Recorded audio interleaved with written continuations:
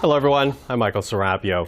Well, as expected, the Trudeau government will live on for another day. The Conservative motion to bring that government down failing this afternoon, with the NDP and the Bloc Québécois voting to keep Parliament going. I think what we're seeing today is that, this House does not have confidence in the leader of the Conservative Party of Canada. And that is something that, what we hear from the opposition parties is just how bad he would be for Canada. But to underline just how testy this Parliament already is, the vote did not happen without some questionable words being exchanged, an apparent insult that was not captured by House mics, and then this statement from the Prime Minister. Standing up to bullies requires us to call them out on their crap sometimes, and that's what I will do. Now, if you did not hear the word, well, it is an alternate word for feces, which the Prime Minister was asked to withdraw and eventually did. With more, we're now joined by Stephanie Levitz, Senior Parliamentary Reporter with the Globe and Mail, and Chris Nardi, Parliamentary Reporter with the National Post. Hello to both of you. Hello. So listen, we're going to talk about the non-confidence motion in a moment. But first, I want to begin with your reaction to the obvious animosity and the antics that we saw in the House today. Stephanie? Well, I think actually you can take both together, because you have to wonder, how can Parliament hang on? How can this environment in question period, which is toxic and harsh and I don't even know how to describe it anymore at this point. It's not productive, I guess. It's just not productive. And if this is what question period is, and not to say the question period as of late, and by as of late I mean over the last several years, has been such a moment of accountability in the life cycle of a government. But if they can't even get through 5 minutes of a question period now with any measure of decorum, how are they going to get through anything amounting to a legislative agenda? Yeah, absolutely. Chris? I can't help but count. There are 90 days left of this. We are the midweek of the second week of Parliament, and they're already calling themselves feces-related terms. It's really spectacular. I don't necessarily think that what happens in QP is necessarily symptomatic of what happens at every other moment, but when you take the ensemble of it, what's going on at committees, there's obstruction from all parties at kind of all times, but the opposition's a little bit more.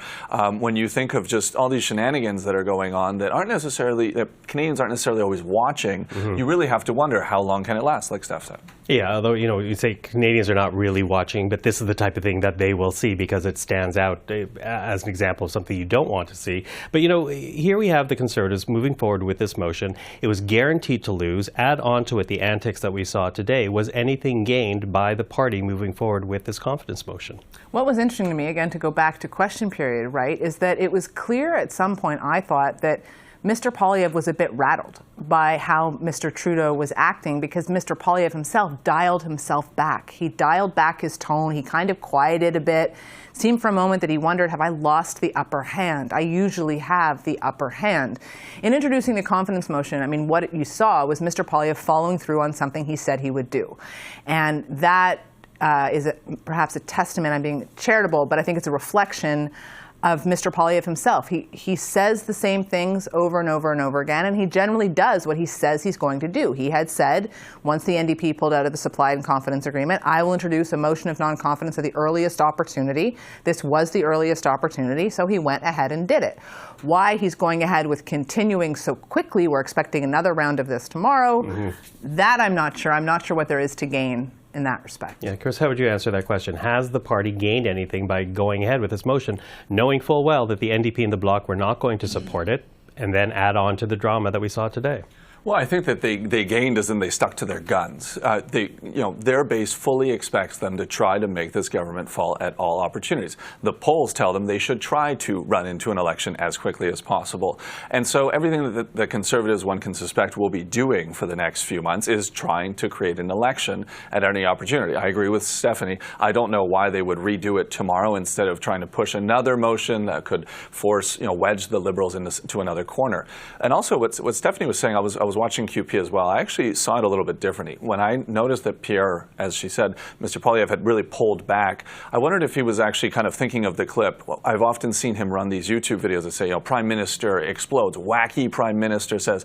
And if he wasn't trying to pose himself as, I'm the rational, reasonable, slow-talking individual, and here's the Prime Minister that's, dropping feces-related terms in the House, and try to flip it as in, the wacky Prime Minister's talking, I'm the reasonable one, because that is largely a a mission that he has, or a message that he has to try to sell to voters, that he is serious. And he said as much, right? He made that reference in question period. Look, the Prime Minister's lost his mind. Like, he used these descriptors suggesting the Prime Minister was out of control and had gone nuts. And again, I agree with Chris. You could see the viral video clip almost in the making. Yeah, it's interesting. As you say that, though, you hear Liberals in this session, since it began a week and a half ago, basically saying that these kinds of motions from the Conservatives will prove to Canadians that the Conservative Party is doing nothing but playing politics, while Liberals will, put their nose to the grindstone and work for Canadians on serious policy matters.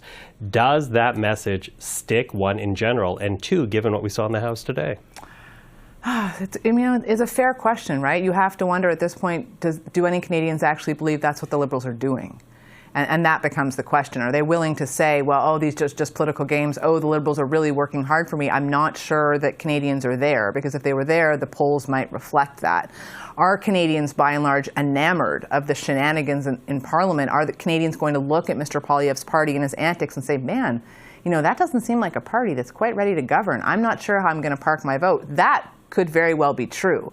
But to respond positively to the Liberals, I don't know that could also be true. Chris? Well, I think that Canadians are looking at the House, the few Canadians who are looking at question period, and they're noticing that the whole thing has gone crazy. But as Stephanie says, the Liberals don't really have that kind of flagship policy to grip on. When you ask the Prime Minister, why are you staying on? He's like, well, there's so much more work to do. What is it? Well, we got to finish passing legislation. That's not a grand goal that gets you elected, like in 2015 when he said we're going to build all these infrastructure projects, for example.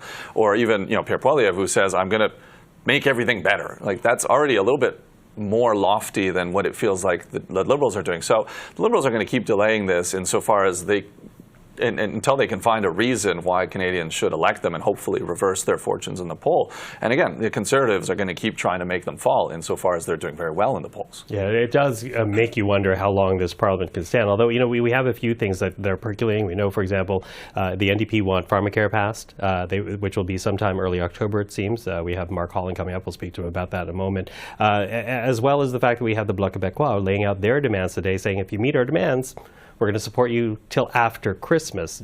Do you think any of that's going to happen, or are we headed towards an earlier election than that? Well, one of the things the Bloc, of course, said was that they would bring them down eventually after sometime of October 29th, right? So it doesn't presume that there will be an election on, an election call on October 29th, unless the Bloc chooses, I suppose.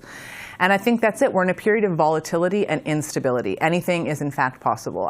With virtual voting, you could imagine a scenario where people screw up and all of a sudden it looks like the government's going to fall, and then it isn't. It's just, this is what minority governments look like. And the NDP's agreement with the Liberals really erased that volatility.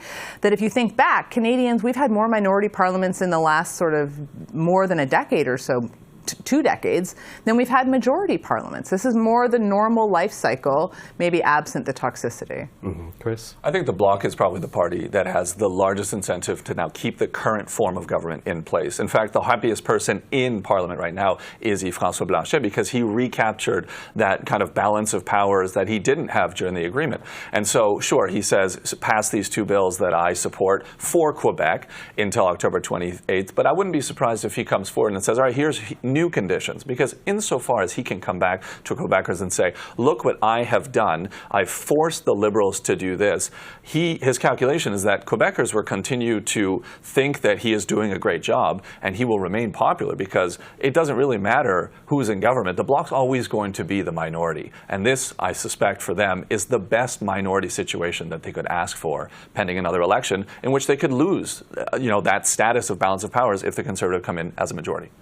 Okay. Stephanie Levitz, Chris Nardi, thank you for that. Thank you.